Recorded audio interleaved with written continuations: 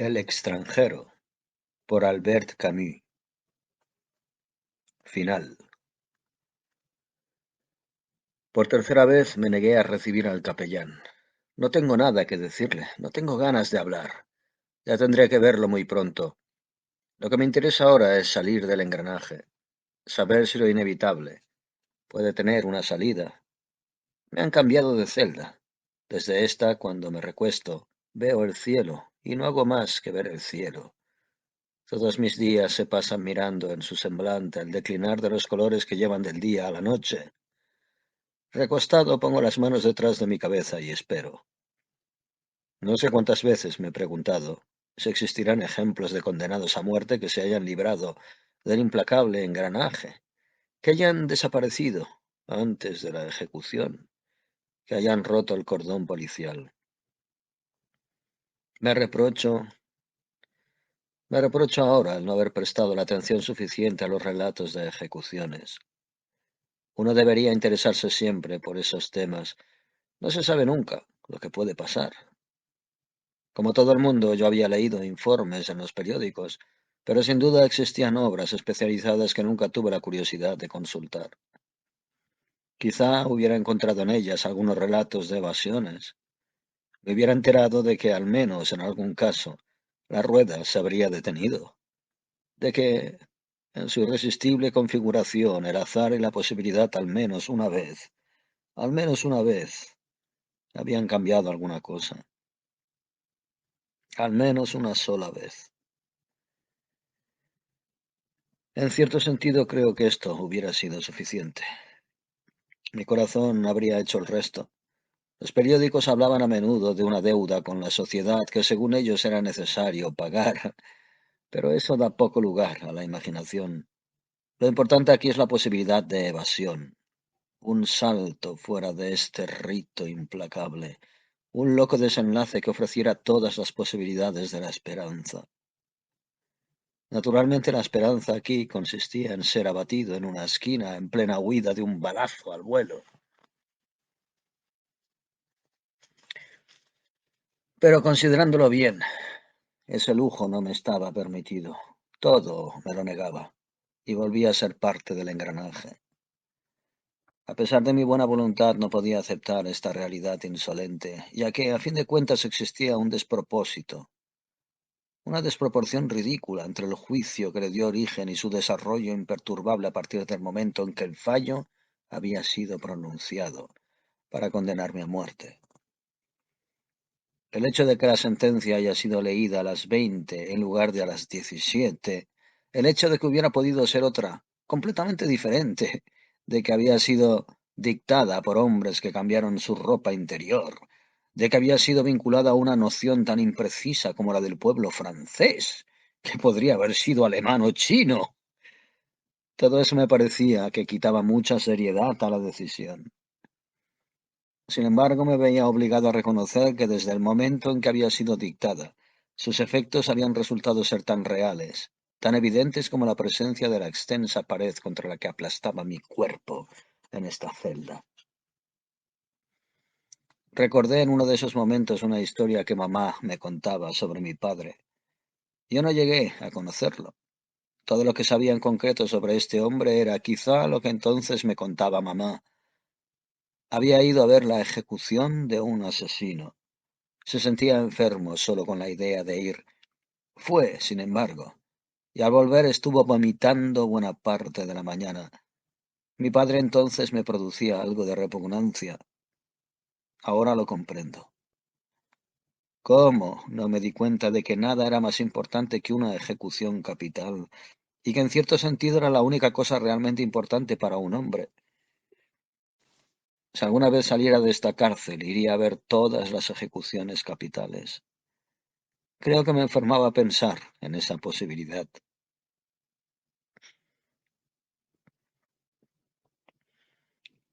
Porque ante la idea de verme libre, una mañana temprano,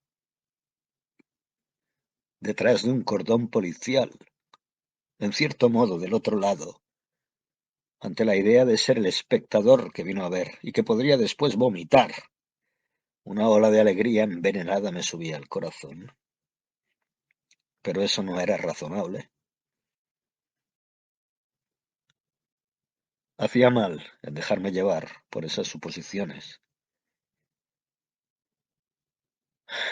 porque un instante después sentía un frío tan cruel que me acurrucaba debajo de mi manta. Los dientes me tiritaban sin que pudiera evitarlo. Pero claro está, no se puede ser siempre razonable. Otras veces, por ejemplo, pensaba proyectos de ley, reformaba las penas. Había entendido que lo esencial era darle al condenado alguna esperanza. Una sola entre mil bastaba para cambiar muchas cosas. Y me parecía, por ejemplo, que era posible encontrar alguna combinación química cuya inyección matara al paciente. El paciente, pensaba yo, 9 de cada 10 veces. La condición era que él lo supiera, porque pensándolo bien, considerando las cosas con calma, comprendía que lo defectuoso de la cuchilla era que no dejaba ninguna esperanza, absolutamente ninguna. La muerte del paciente de una vez y para siempre ya se había decidido.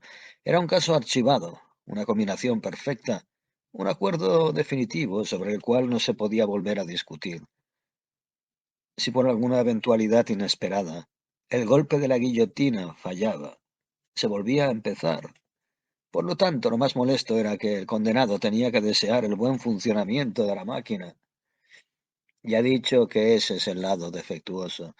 En cierto sentido es verdad, pero por otro lado, me veía obligado a reconocer que ahí estaba todo el secreto de una buena organización. Resumiendo, el condenado estaba obligado a colaborar moralmente por su propio interés. Todo debía funcionar sin problema. Me veía forzado a reconocer también que hasta aquí había tenido ideas equivocadas sobre estos temas. Durante mucho tiempo creí, no sé por qué, que para ir a la guillotina era necesario subir a un cadalso, ascender por escalones. Quizás fuera por la revolución de 1789. Quiero decir, por todo lo que me habían mostrado o enseñado sobre estos temas. Pero una mañana recordé una fotografía publicada por los periódicos sobre una ejecución de resonancia. En realidad, la máquina estaba colocada sobre el suelo mismo, de la forma más simple del mundo. Era mucho más angosta de lo que yo pensaba. Resultaba curioso que no lo hubiese notado antes. La máquina de la fotografía había llamado mi atención por su aspecto de obra de precisión, perfecta y reluciente. Uno se hace siempre una idea exagerada de lo que no conoce. Uno se hace siempre una idea exagerada de lo que no conoce. Ahora, por el contrario, debía comprobar que todo era muy sencillo.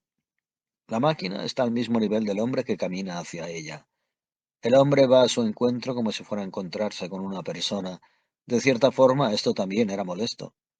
El camino al cadalso, con el ascenso a cielo abierto, permitía a la imaginación aferrarse a él, mientras que ahora, nuevamente, la maquinaria aplastó todo. Nos ejecutan discretamente, con un poco de vergüenza y mucho de precisión. Nos ejecutan discretamente, con un poco de vergüenza y mucho de precisión. Había también dos cosas sobre las que pensaba todo el tiempo: el amanecer y mi apelación. Sin embargo, pensaba y al mismo tiempo trataba de no pensar más en ellas. Me recostaba, miraba al cielo y me esforzaba por poner mi interés en él. Se hacía verde, llegaba la noche. Me esforzaba todavía para desviar el curso de mis pensamientos, oía a mi corazón. No podía imaginar que aquel leve latido que me acompañaba desde hacía ya tanto tiempo pudiese cesar algún día. Nunca he tenido muy buena imaginación. Trataba, sin embargo, de reconstruir el momento preciso en que el latir del corazón no se prolongaría más en mi cabeza. Pero fue en vano. El amanecer y mi apelación estaban allí. Terminaba diciéndome a mí mismo que lo más razonable era no contenerme. Sabía que vendrían al amanecer. Por lo tanto, pasé las noches esperando el alba. Nunca me gustó ser sorprendido. Cuando me sucede algo, prefiero estar prevenido. Concluí entonces por no dormir más que un poco durante el día y esperé pacientemente durante todo el transcurso de las noches, a que el brillo del cielo entrara por la ventana. Lo más difícil era que, como yo sabía, acostumbraban a operar a horas inciertas. Después de medianoche esperaba acechante. Mis oídos no habían percibido nunca tantos sonidos, ni habían distinguido rumores tan tenues. Por otra parte, debo aclarar que en cierto modo tuve suerte durante este período, ya que jamás oí ningún paso. Mamá solía decir que nunca se es completamente desgraciado. Yo le daba la razón en la cárcel, cuando el ciclo se coloreaba, cuando el cielo amanecía y un nuevo día se deslizaba dentro de mi celda, porque también hubiera podido oír pasos, y eso podría haber hecho estallar mi corazón. Incluso si el menor sonido me arrojaba contra la puerta, incluso si con el oído pegado a la madera esperando desesperadamente hasta llegar a oír mi propia respiración, quedando espantado de encontrarla ronca y tan parecida al gruñido de un perro, a fin de cuentas mi corazón no estallaba, y yo había ganado otra vez 24 horas. Durante todo el día pensé en mi apelación. Creo que aproveché al máximo esa idea. Calculaba sus consecuencias y obtenía mayor rendimiento de mis reflexiones. Partía siempre de la suposición más pesimista. Mi apelación era rechazada. Pues bien, he de morir. Antes que otros, es evidente, pero todo el mundo sabe que la vida no vale la pena de ser vivida. En el fondo no ignoraba que morir a los 30 o a los 70 años importaba muy poco, ya que naturalmente en ambos casos otros hombres y otras mujeres vivirán, y así durante millones de años. Realmente nada podía ser más claro. Siempre era yo quien moriría, ahora o dentro de 20 años. En este punto lo que me molestaba un poco en mi razonamiento era el salto terrible que sentía dentro de mí cuando pensaba en 20 años de vida por venir. Pero lo reprimía, imaginando cómo serían mis pensamientos dentro de 20 años, cuando pese a todo la hora me llegaría. Es evidente que desde el momento en el que uno está por morir, el cómo y el cuándo carece de importancia. Por lo tanto, y lo difícil era no perder de vista todos los razonamientos que éste, por lo tanto, representaba. Por lo tanto, debía aceptar que se rechace mi apelación. En ese momento, solo en ese momento tenía, por así decirlo, el derecho. Me concedía a mí mismo, en cierto modo, el derecho de considerar la segunda hipótesis, el indulto.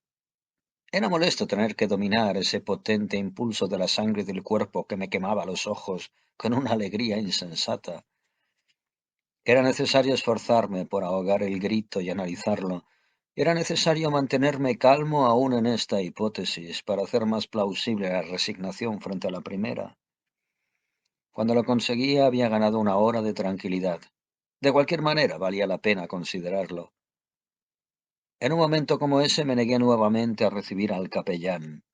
Estaba recostado, y en la dorada claridad del cielo adivinaba la cercanía de la tarde de verano. Acababa de descartar mi apelación y podía sentir las olas de sangre circulando regularmente dentro de mí. No tenía necesidad de ver al capellán. Por primera vez después de mucho tiempo pensé en Marie. Hacía ya muchos días que no me escribía. Esa tarde reflexioné y me dije que quizá se habría cansado de ser la amante de un condenado a muerte. También se me ocurrió la idea de que quizá estuviese enferma o muerta. Estaba dentro del universo de lo posible. ¿Cómo podría saberlo yo si más allá de nuestros cuerpos, ahora separados, nada nos ataba, ni nos recondaba, ni nos recordaba el uno al otro? Por otra parte, desde ese momento, el recuerdo de Marie me hubiera sido indiferente. Muerta ya no me interesaba. Me parecía algo natural, del mismo modo como comprendía que la gente me olvidaría después de mi muerte. No tenía nada más que hacer conmigo. Ni siquiera podía decir que fuera cruel pensar de esa forma. En el fondo, no hay idea a la que uno no termine acostumbrándose. En ese mismo momento entró el capellán. Cuando lo vi sentí un leve estremecimiento.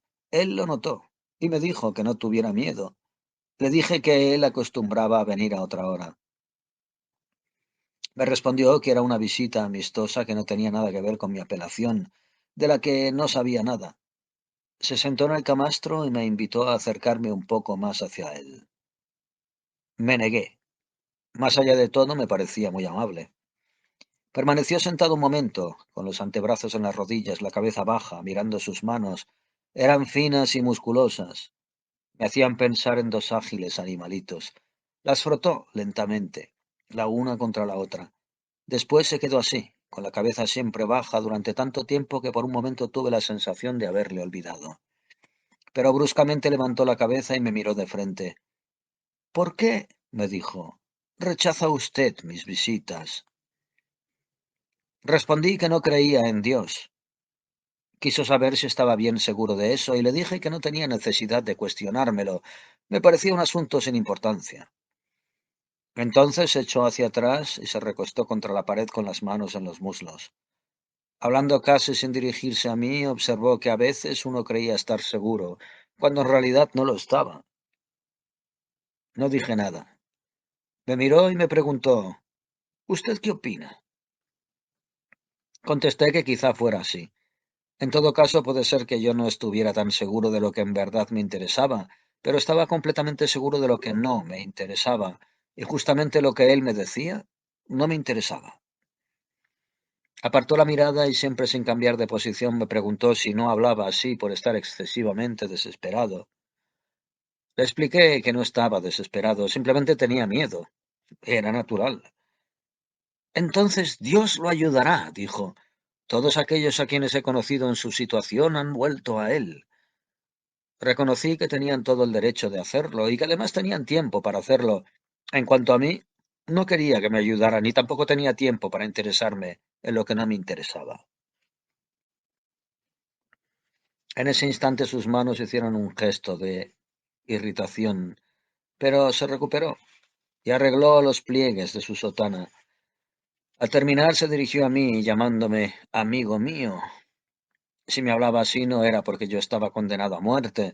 Según su opinión, todos estábamos condenados a muerte, pero lo interrumpí para decirle que no era lo mismo y que, por otro lado, de ninguna manera eso podría ser un consuelo. Es verdad, asintió, pero usted morirá más tarde si no muere ahora. El mismo problema se planteará entonces. ¿Cómo afrontará usted esta terrible prueba? Respondí que la afrontaría exactamente como la estaba afrontando en este momento. Ante estas palabras se levantó y me miró fijamente a los ojos. Es un juego que conozco bien. A menudo me divertía jugándolo con Emanuel o Celeste, y generalmente eran ellos quienes apartaban la mirada. El capellán también conocía muy bien este juego. Lo comprendí enseguida.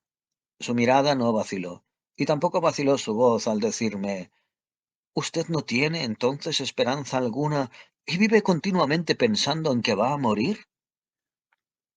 Sí, le respondí. Entonces bajó la cabeza y volvió a sentarse. Me dijo que me compadecía. Creía que eso debía de ser algo imposible de soportar para un hombre. Yo solo sentí que él comenzaba a aburrirme. Me aparté yendo hacia la ventana. Apoyé el hombro contra la pared. Sin seguirlo bien advertí que volvía a interrogarme. Me hablaba con una voz inquieta y apremiante. Comprendí que se había emocionado y le presté un poco más de atención. Me decía que tenía la seguridad de que mi apelación sería resuelta favorablemente, pero yo cargaba con el peso de un pecado del que debía librarme. Según él, la justicia de los hombres no significaba nada, y la justicia de Dios, todo. Le hice notar que era la primera la que me había condenado. Me contestó que, sin embargo, esa justicia no había lavado mi pecado. Le dije que no sabía qué era el pecado. Solo me hicieron saber que era culpable. Era culpable. Pagaba. No podían pedirme más.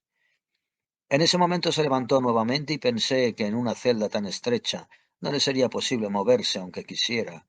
Solo podía sentarse o levantarse. Yo tenía los ojos clavados en el suelo. Dio un paso hacia mí y se detuvo, como si no se atreviera a avanzar. Miraba hacia el cielo a través de los barrotes. Se equivoca usted, hijo mío, me dijo. Podrían pedirle más. Se lo pedirían, quizá. ¿Qué cosa? Podrían pedirle que viera. ¿Que viera qué? El sacerdote miró a su alrededor y respondió con una voz que me pareció súbitamente muy cansada. Sé que todas estas piedras transpiran dolor, lo sé. Nunca pude mirarlas sin angustia, pero desde lo más profundo de mi corazón sé que los más miserables de ustedes han visto surgir de su oscuridad un rostro divino. Ese rostro podrían pedirle que vea. Me reanimé un poco. Dije que hacía meses que miraba estas paredes. No había nada ni nadie a quien conociera mejor. Quizá hace mucho tiempo busqué allí un rostro, pero ese rostro tenía el color del sol y la llama del deseo. Era el rostro de Marie. Lo había buscado en vano. Ahora se terminó. Y en todo caso, no había visto surgir nada de la transpiración de estas piedras. El capellán me miró con algo de tristeza. Yo estaba ahora completamente pegado a la pared, y el día se deslizaba sobre mi frente. Dijo algunas palabras que no escuché, y me preguntó rápidamente si le permitía besarme. No, respondí. Giró camino hacia la pared y la acarició suavemente con la mano. ¿Ama usted esta tierra hasta este punto? Murmuró. No respondí nada. Quedó de espaldas bastante tiempo. Su presencia me pesaba y me molestaba. Iba a decirle que se fuera, que me dejara, cuando gritó de golpe como en un repentino estallido, volviéndose hacia mí. No, no puedo creerlo. Estoy seguro de que usted ha llegado a desear otra vida. Le contesté que por supuesto que era así, pero que no tenía mayor importancia que desear ser rico, nadar muy rápido o tener una boca más linda. Eran cosas del mismo orden. Pero él me interrumpió y quiso saber cómo veía yo esa otra vida. Entonces le grité, una vida en la que pudiera acordarme de esta. E inmediatamente le dije que ya era suficiente.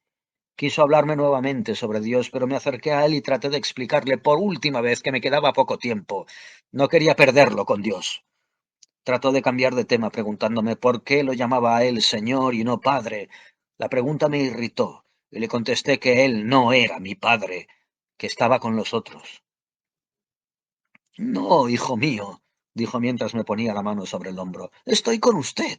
Pero usted no se da cuenta porque tiene el corazón ciego. Rezaré por usted. Entonces, no sé por qué, algo se rompió dentro de mí. Empecé a gritar a viva voz. Lo insulté y le dije que no rezara. Lo había agarrado por el cuello de la sotana.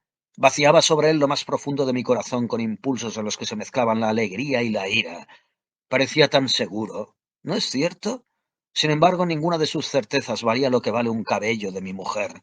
Ni siquiera tenía la seguridad de estar vivo, ya que vivía como un muerto. Me pareció tener las manos vacías, pero yo estaba seguro de mí, seguro de todo, más seguro que él, seguro de mi vida y de esta muerte que iba a llegar. Sí, era lo único que tenía, pero por lo menos tenía esta verdad, tanto como esta verdad me tenía a mí. Yo había tenido razón. Seguía teniendo razón, tenía siempre razón. Había vivido de una manera y hubiera podido vivir de cualquier otra. Había hecho esto y no había hecho aquello. No había hecho tal cosa en tanto que había hecho esta otra. ¿Y qué? Era como si hubiera estado esperando este minuto durante toda la vida y esta primera hora del amanecer en la que sería justiciado. Nada, nada tenía importancia y yo sabía perfectamente por qué. También él sabía por qué. Desde lo más profundo de mi porvenir, durante toda esta vida absurda que había llevado, llegaba hasta mí un aliento oscuro de los años que aún no habían pasado, y este aliento igualaba a su paso todo lo que me proponían entonces, en los años no más reales que los que estaba viviendo. ¿Qué me importaban la muerte de los otros, el amor de una madre? ¿Qué me importaban su Dios, las vidas que uno elige, los destinos que uno escoge, puesto que tan solo un destino podía tocarme a mí y conmigo a millares de privilegiados que, como él, se decían mis hermanos? ¿Lo comprendía? ¿Comprendía entonces? Todo el mundo era privilegiado. No había más que privilegiados. También a los otros los condenarían algún día. También a él lo condenarían. ¿Qué importaba si lo acusaban por una muerte y lo ejecutaban por no haber llorado en el entierro de su madre? El perro de Salamá valía tanto como su mujer. La mujercita autómata era tan culpable como la parisiense que se había casado con Masson, o como Marie, que había deseado casarse conmigo. ¿Qué importaba? Que Raymond fuese mi compañero tanto como Celeste, que valía más que él. ¿Qué importaba que Marie besara hoy a un nuevo Mersault? Comprendía entonces este condenado que, donde lo más profundo de su porvenir, Me ahogaba gritando todo esto. Pero me quitaron al capellán de entre las manos y los guardias me amenazaron. Él, sin embargo, los calmó y me miró en silencio. Tenía los ojos llenos de lágrimas. Dio media vuelta y desapareció. En cuanto salió, recuperé la calma. Estaba agotado y me dejé caer sobre el camastro. Creo que me quedé dormido porque desperté con las estrellas sobre el rostro. Los ruidos del campo llegaban hasta mí. Los olores de la noche, de la tierra y la sal me refrescaban las sienes. La maravillosa paz de este verano adormecido entraba en mí como una marea. En ese momento, al límite de la noche, aullaron las sirenas. Anunciaban la partida hacia un mundo que de ahora en más me era indiferente. Por primera vez después de mucho tiempo pensé en mamá. Me pareció comprender por qué, finalizando su vida, había tenido un novio, por qué había jugado a comenzar otra vez. Allá, también allá, alrededor de ese asilo en el que las vidas se extinguían, la noche era como una tregua melancólica. Tan cerca de la muerte, mamá debió sentirse liberada de ella y dispuesta a revivir todo. Nadie, nadie tenía derecho a llorar por ella, y yo también me sentía dispuesto a revivir todo, como si esta tremenda ira me hubiese purgado del mal, vaciado de esperanza ante esta noche cargada de signos y de estrellas. Me abrí por primera vez a la tierna indiferencia del mundo, al sentido tan parecido a mí, tan fraternal. En fin, comprendí que había sido feliz y que todavía lo era. Para que todo se consumara, para sentirme menos solo, no me quedaba más que esperar que el día de mi ejecución hubiera muchos espectadores que me despidieran con gritos de odio.